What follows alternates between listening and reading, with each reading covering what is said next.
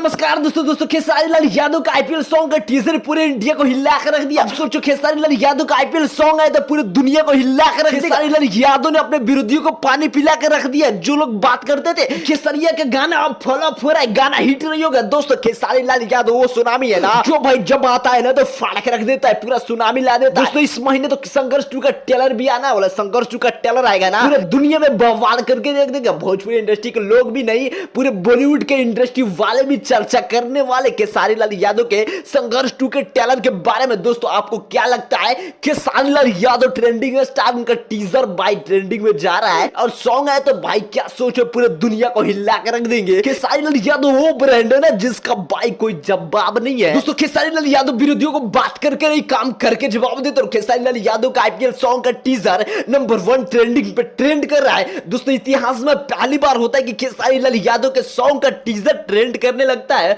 इसलिए तो खेसारी लाल यादव को ट्रेंडिंग स्टार कहते हैं।